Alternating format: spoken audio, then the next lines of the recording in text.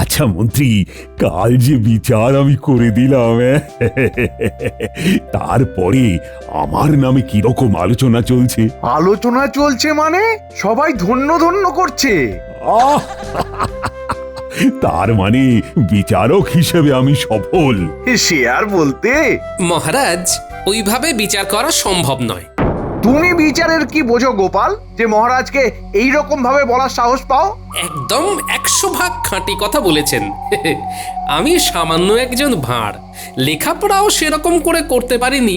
আমি আইনের কথা কি করে বুঝবো বলুন? তবুও সবার সাথে কথা বলতে বলতে এইটুকু বুঝেছি যে কঠিন জীবনে কখন কাকে কোন বিচারে ফেলে দেয় তা কেউ আগাম বলতে পারে না মহারাজ। আবার তুমি বড় বড় কথা বলছো গোপাল। তোমার ওই বড় বড় কথাগুলো তোমার নিজের কাছেই রাখো। মাঝে মাঝে তোমার কিছু ভক্ত যারা তোমাকে জ্ঞানী গোপাল ভাবে, তাদেরকে শুনিও। মূল কথাটাই মন্ত্রীমশাই বুঝলেন না, না বুঝে গোপালকে যা নয় তাই বলে গেলেন। থামো তো মন্ত্রী, থামো থামো। কিছু কিছু মানুষ থাকে যারা একটু বেশি কথা বলে, নিজেদের জাহিল করতে চায়। আরে ওদের কথা বলাটুকু কেড়ে নিলে ওরা কি করে বাঁচবে? ওরা কথা বলে যাক, ওদের কথার গুরুত্ব না দিলেই চলবে। ঠিক আছে মহারাজ, আপনার যা ইচ্ছে। ঠিক আছে মহারাজ, যখন আমার আপনার কাছে কোনো গুরুত্বই নেই, তখন আর আপনার সভায় আমার কি প্রয়োজন? যদি মহারাজের আজ্ঞা থাকে তাহলে আমি রাজপ্রাসাদ থেকে বিদায় নিয়ে নিচ্ছি। তুমি চলে যাবে? যাও, জেনে রেখো তোমাকে কিন্তু বরখাস্ত করা হলো, আর এই রাজসভায় তোমার কোনো প্রয়োজন নেই। মহারাজ, তবে আমাকে আজ্ঞা দিন।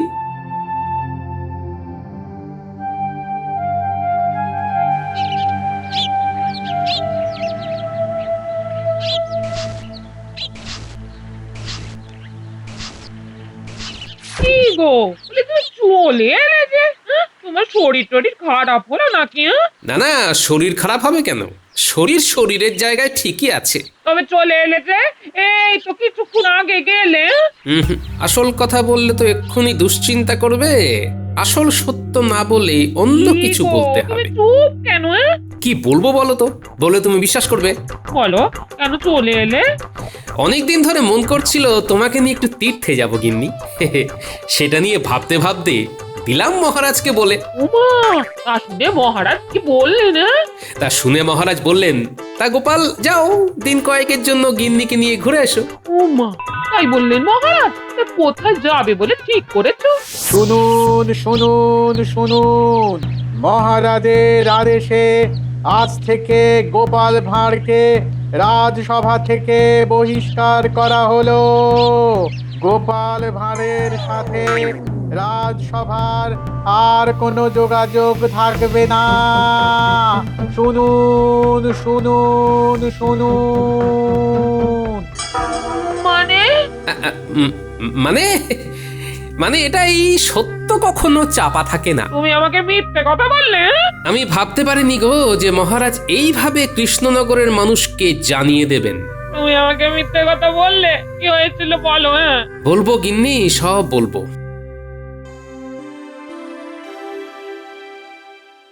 এইভাবে গোপালকে যে রাজসভা থেকে বহিষ্কার করে দেবেন এটা ভাবতেও পারিনি। ছি, মহারাজ পরে বুঝতে পারবেন যে তিনি কত বড় ভুল করেছেন। আসতে হবে গোপালের কাছে তখন, অহংয়ের বেড়া ভাঙবে যখন। বাহ, ভালো বললে তো সভাকবি।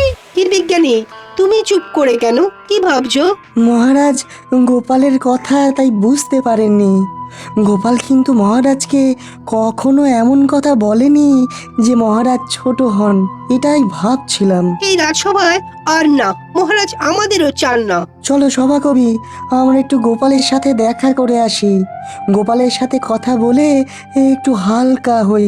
চলো চলো পণ্ডিত, চলো। ঠিক আছে, চলুন তবে যাই।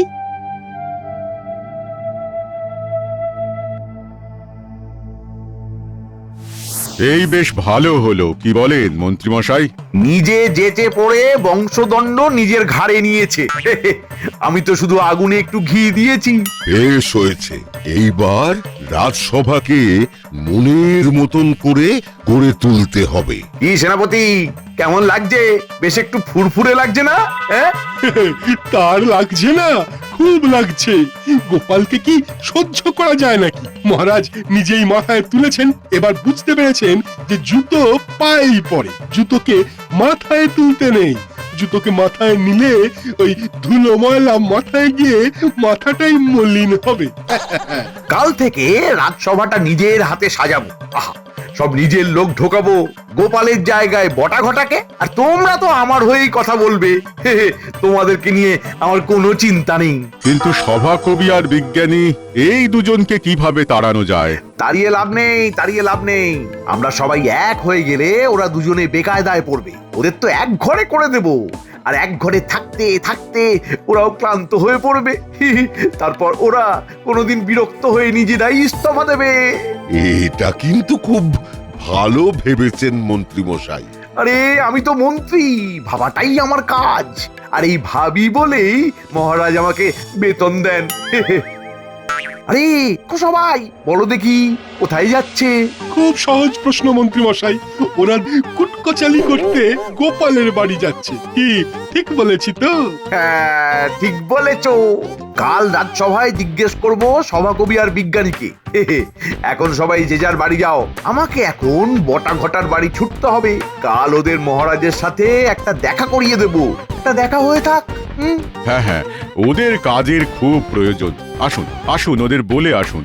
যাই, আবার কাল সকালে রাজসভায় দেখা হবে।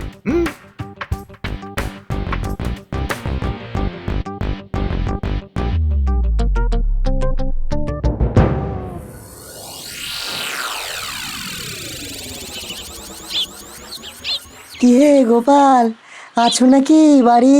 আরে এসো এসো বিজ্ঞানী এসো। বাবা, পণ্ডিত এসেছে। বারে আসবো না? তুমি আমাদের বিপদে আপদে কিভাবে রক্ষা করো, আর তোমার বিপদে আমরা আসবো না, তা কি হয়? আমাদের বিপদে আর ভয় নেই। গোপাল যেখানে নেই সেখানে আমরাও নেই। হ্যাঁ, গোপাল, আমরা ঠিক করেছি কাল থেকে আমরা তিনজন রাজসভাতে যাব না। একদম ভুলেও ওই ভুলটা করো না বিজ্ঞানী। তোমরা যদি রাজসভায় না যাও তবে আমি খবর পাবো কি করে? মহারাজ যে একা হয়ে যাবেন। তুমি এখনো মহারাজের কথা ভাবো? আমাকে তাড়িয়ে দিলেও মহারাজকে আমি শ্রদ্ধা করি। মহারাজের কোনো ক্ষতি হলে রানীমার উপর তার প্রভাব পড়বে। ঠিক আছে গোপাল, রাখবো তোমার কথা। যতই থাকুক হৃদয় মাঝে তোমার জন্য ব্যথা। গিন্নি, কোথায় গেলে গো? দাও দাও, আমার সহকর্মীদের জল খাবার দাও। আবার এইসবের কি দরকার? সারাদিন পর আমার ঘরে এলে আমাকে অতিথি সেবা করতে দাও।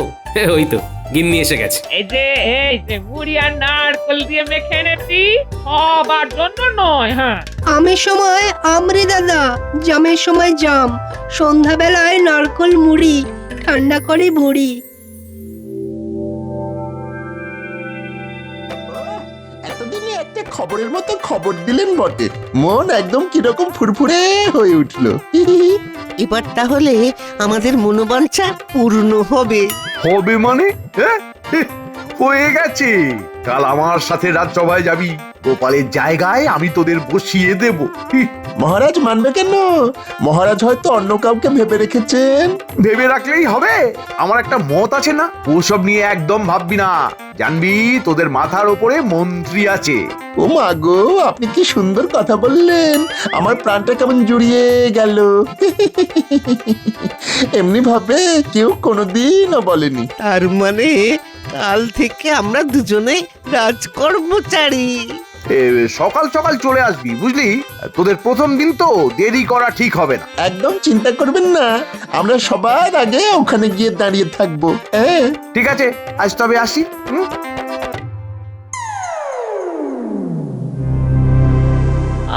মহারাজ, আপনি আর কত ভুল করবেন বলতে পারেন? কেন রানী, কি ভুল করলাম? কি ভুল করলেন? আপনি জিজ্ঞেস করছেন আমাকে যে আপনি কি ভুল করলেন? মহারাজ, আপনি কি সত্যি মনে করতে পারছেন না? ও, তুমি কি গোপালের কথা জিজ্ঞেস করছো? অবশ্যই। আপনি কি মনে করেন আপনি ভুল করেননি? গোপাল না বড় অন্যের ব্যাপারে নাক গলায়। তার জন্য দায়ী কে মহারাজ? কে দায়ী? আপনি আপনি দায়ী মহারাজ। গোপালকে রাজ্যের সব কাজে জড়িয়েছেন। গোপালকে ছাড়া একটা দিন আপনি কল্পনা করতে পারেন মহারাজ? আমার ভুল হয়েছে। ঠিকই বলেছ, এবার গোপাল ছাড়াই আমাকে চলতে হবে। আমার অনেক সভাসদ, তাদেরও জ্ঞান আছে, আমার মন্ত্রী আছে, মন্ত্রীর মন্ত্রণা নেব না। আমার আর গোপালকে দরকার নেই। এত সংকট থেকে গোপাল যে এই কৃষ্ণনগরকে বাঁচালো, তার এই প্রতিদান। দেখো রানী, আমি কিন্তু গোপালকে চলে যেতে বলিনি, গোপাল নিজে থেকেই গেছে। কিসের অত উদ্ধত্ত? গোপাল আমার বেতনভোগ কর্মচারী। মহারাজ, আপনার ওপর দুষ্ট গ্রহের দৃষ্টি পড়েছে। আপনি তো দিশাহীন মহারাজ, আপনি চরম বিপদের মধ্যে পড়বেন। আপনি গোপালকে আনুন। না না না, এই অনুরোধ তুমি আর করবে না, আমি রাখতে পারবো না। বাতি নিভিয়ে দাও, আমার ঘুম পেয়েছে। মহারাজ, গোপালের কোনো ঔদ্ধত্য নেই। ঔদ্ধত্য যদি কারো থাকে, সেটা আপনার। আর অচিরেই আপনার ভুল ভাঙবে। গোপালকে আপনার প্রয়োজন হবে মহারাজ, হবেই। এটা আমি মনে মনে জানি। মহারাজ, চিন্তার কিচ্ছু নেই। গোপাল গেছে বলে শোক করার দরকার নেই মহারাজ। আমরা সবাই এক একটা গোপাল। নিশ্চয়ই, তুমি আমার মন্ত্রী, তোমার বুদ্ধি কি কিছু কম আছে? গোপালের জায়গায় আমি দুজনকে ভেবে রেখেছি। মহারাজ, মহারাজ, দুইজন এসেছে। কি হলো প্রহরী, কিছু সমস্যা হয়েছে? দুইজন চাষি বিচারের জন্য দাঁড়িয়ে একে অপরের সাথে খুব ঝগড়া করছে। পাঠিয়ে দাও, মহারাজ প্রস্তুত বিচারের জন্য। মহারাজ, এই বিচার শেষ করে আপনার সাথে একটা বিশেষ আলোচনায় বসবো। কি আলোচনা? ওই যে তখন বললাম না, গোপালের স্থানে উপযুক্ত কাউকে গ্রহণ করতে হবে তো। গ্রহণ করব মানে? আচ্ছা ঠিক আছে, এই কাজটা হয়ে যাক, তারপর দেখছি। যথাজ্ঞা মহারাজ। বলো, তোমাদের সমস্যা বলো তো।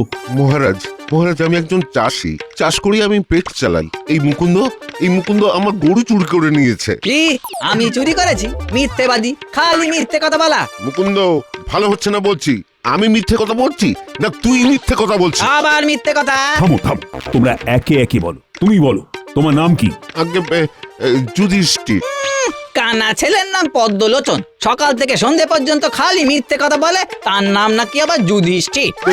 দেখছেন মহারাজ? এই চুপ করো, মহারাজ বিচার করছেন। বলো, প্রথম থেকে বলো তো। কাল রাতে ঘুমোতে যাবার আগে দেখলাম আমার গরুটা আমার গোয়ালে বেশ আরাম করে বসে জাবর কাটছে। হঠাৎ একটা শব্দ শুনি, বাইরে বেরিয়ে এসে দেখি ও আমার গরুটাকে চুরি করে নিয়ে চলে যাচ্ছে। আমি চোর চোর বলে চিৎকার করে উঠলাম। দেখ যুধিষ্ঠির, মিথ্যে কথা মোটে বলবি না একদম। আমার গরুটা তোর গোয়ালে বাঁধা বললেই হলো। মহারাজ, ও যে গল্পটা বললো না, সেটা আমার কথা। আরে তুই তো অসাধারণ লোক রে। হ্যাঁ, আমার জীবনে ঘটে যাওয়া ঘটনাটাকেও চুরি করলি। তুই আমার গরু চুরি করেছিস। আমার ভারী বয়েই গেছে, তুই আমার গরু চুরি করেছিস আর আমার গল্পটাকেও চুরি করেছিস। কি কাণ্ড রে বাবা, দুজনেই দুজনকে চোর বলছে। তা আসল চোরটা কে? মুকুন্দ চোর। বললেই হলো, মুকুন্দ চোর। মহারাজ, যুধিষ্ঠির চোর। এ তো খুব সংকটে পড়লাম। দুজনেই দুজনকে চোর বলছে, আসল চোরটা কে? ও মন্ত্রী, কি হবে গো?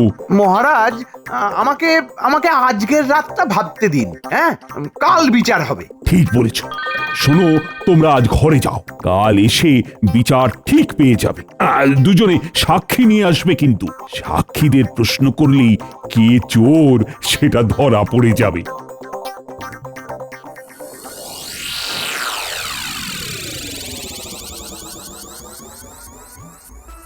তাহলে আজ এই ঘটনা ঘটেছে।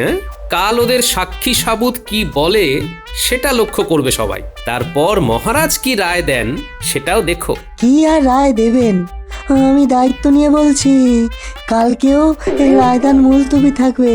হ্যাঁ, মহারাজ ধরতেই পারবে না। সবাইয়ের জন্য মুড়ি মাখা। হ্যাঁ গোপাল বউ, তুমি একদম নিশ্চিন্তে থেকো। হ্যাঁ, গোপালের ডাক পড়লো বলে। মন্ত্রী, বাদী আর বিবাদী দুপক্ষের কথা শুনে আজ আমাদের রায় দান করতে হবে। আগে হ্যাঁ মহারাজ। তাহলে বিচার পর্ব শুরু করো।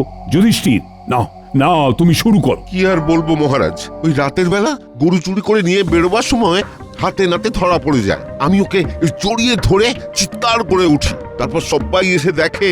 মুকুন্দ, এবার তুমি তোমার কথা বলো। নতুন আর আমি কি বলবো? আমার কথাগুলো তো ওই সত্যবাদী যুধিষ্ঠির চুরি করে বলে দিল। মহারাজ, বিচার আপনার হাতে। সাক্ষীদের ডাকো। গরু চুরি মামলার সাক্ষী হাজির হও। এসে গেছি মহারাজ। তোমার নাম কি? আমার নাম সাধু। সেদিনের ঘটনা বলো, যা দেখছো সত্যি বলবে কিন্তু। ঠিক আছে মহারাজ, সব কিছু সত্যি বলবো। সেদিন রাতে প্রচন্ড হাঁক ডাক শুনে ঘর থেকে বেরিয়ে দেখি দুজন দুজনকে জড়িয়ে ধরে চোর চোর বলে চিৎকার করছে। হ্যাঁ, তুমি চুরি করতে দেখোনি? না মহারাজ। হয়ে গেল। দ্বিতীয় সাক্ষীকে ডাকো মন্ত্রী। কি যে হচ্ছে কিছুই বুঝতে পারছি না। দ্বিতীয় সাক্ষী হাজির হও।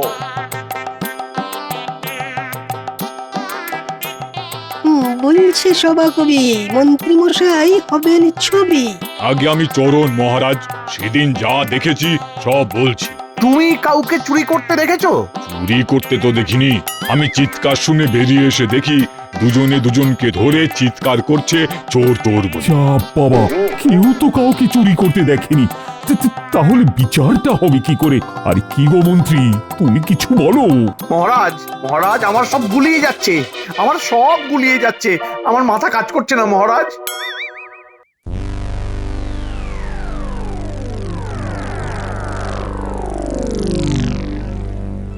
মহারাজ, আপনি পায়চারি করছেন কেন? কি হয়েছে? আপনাকে খুব চিন্তিত দেখছি। আর বলো না রানী, খুব সংকটে পড়েছি। কিভাবে যে এই সংকট থেকে উদ্ধার পাবো সে জানি না। কি সংকট? আমি সেটা জানতে চাইবো না মহারাজ, ওটা আপনার বিষয়, কারণ আপনি রাজা। আমি শুধু আপনাকে একটা কথা মনে করিয়ে দিতে চাই, এই সংকট থেকে উদ্ধার পেতে কি গোপালের প্রয়োজন? গোপাল? না না, গোপাল কি করে আসবে? ও তো আমার রাজসভা ত্যাগ করেছে। আবার মন থেকে ডাকুন, লোক পাঠান মহারাজ, দেখবেন গোপাল ঠিক চলে আসবে। তুমি কি বলছো আমি ঠিক বুঝতে পারছি না। আমাকে গোপালের বাড়ি লোক পাঠাতে হবে? আপনি যদি সংকট থেকে মুক্তি পেতে চান, তবে আপনার মনের অহংকারকে সরিয়ে রেখে গোপালের বাড়িতে লোক পাঠিয়ে ওকে কাল রাজসভায় ডাকুন মহারাজ। আর সংকট যদি জিয়ে রাখতে চান, তবে আপনার অহংকারকে নিয়েই থাকুন। মহারাজ, রাত হলো। হ্যাঁ, ঠিক বলেছ রানী।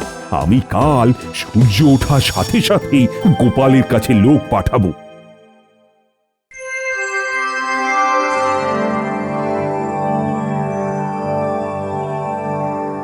এই রে, গোপাল আবার কেন? তার মানে মহারাজ আবার ডেকেছেন? মহারাজের জয় হোক। বলুন মহারাজ, আপনার সভায় ভাঁড় গোপালের আবার কিসের প্রয়োজন পড়ল? বলছি, পুরনো কথা মনে করে আর কষ্ট পেও না গোপাল। তোমার বুদ্ধি আমার খুব প্রয়োজন। আমাকে এই বিপদ থেকে উদ্ধার করে দাও। আপনার বিপদ আমি জানি, দুই চাষির মধ্যে কে যে সত্যি বলছে সেটা জানা যাচ্ছে না। হ্যাঁ গোপাল, হ্যাঁ। ওদের ডাকুন, আজই বিচার শেষ করে কে চোর বলে দেব। ডাকুন মহারাজ ওদের। প্রহরী, ওদের নিয়ে এসো।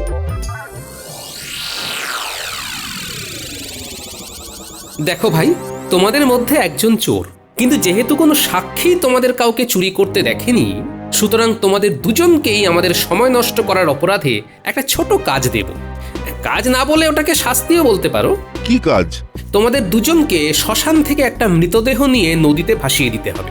তোমাদের জন্য একটা মৃতদেহ সাদা কাপড়ে ঢাকা দিয়ে রাখা থাকবে। তোমরা দুজন মিলে সেই মৃতদেহটাকে কাঁধে করে খালি পায়ে নদীতে ভাসিয়ে দেবে। এই আজ তো অমাবস্যা, অন্ধকার। ওরে বাবারে! কিচ্ছু করার নেই, আমি ধরে নিচ্ছি যে তোমরা দুজনেই চোর। এই শাস্তিটা মাথা পেতে নিতেই হবে। ঠিক আছে, তাই হবে।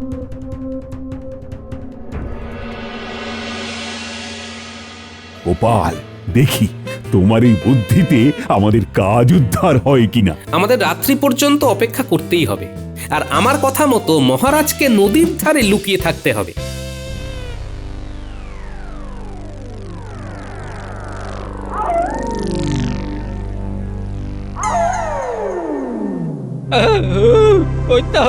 ওই তো সাদা চাদরে ঢাকা মৃতদেহ। এই সবের জন্য দায়ী তুই। একদম মিথ্যে কথা বলবি না, তুই আমার গরু চুরি করতে গিয়ে ধরা পড়েছিস। হ্যাঁ, এখন কার না কার মৃতদেহ কাঁধে করে বয়ে নিয়ে যেতে হবে। তোল। ওরে বাবা, খুব ভারী। এবার চল চল।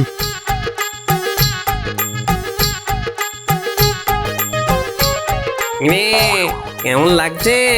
কে? যাকে ঘাড়ে করে নিয়ে যাচ্ছিস আমি সেই। ওরে বাবা রে,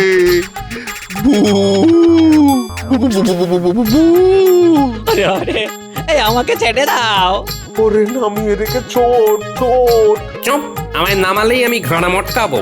চল, আমাকে নদীতে ভাসিয়ে দিবি চল। না না না না না, নামাচ্ছি না, আমার ঘাড় মটকিও না। এবার বল দেখি তোদের মধ্যে চোর কে? মিথ্যে বলিস না, কারণ আমি জানি কে চোর। ভূতের চোখকে ফাঁকি দেওয়া খুব অসম্ভব। আমি শুধু আসল চোরের মুখ থেকে শুনতে চাই, না বললে এক্ষুনি ঘাড়া মটকে দেব। আমি চুরি করেছি, আমি চোর। ঠিক আছে, এবার আর তোর কোনো ভয় নেই। এবার আমাকে নদীর কাছে একটু নামিয়ে রাখ। নদীর ধারে এই ফুরফুরে হাওয়ায় আমি আমার ভূত জন্মকে সার্থক করি। এই নামিয়ে রাখলাম। মহারাজ, এই যুধিষ্ঠির হলো চোর। আপনি যুধিষ্ঠিরকে কারাগারে বন্দি করুন। তার মানে আপনি ভূত নন? না রে হতভাগা, আমি গোপাল। গোপাল, তোমার তুলনা একমাত্র তুমি। আর হ্যাঁ, আজ একটা জিনিস বুঝলাম, এই কঠিন জীবন কখন কাকে কোন বিচারে ফেলে দেয় সেই কথা কেউ আগাম বলে দিতে পারে না। তাহলে এই বিচারকে কি বলা যায়? গোপাল হলো ভূত বিচারক।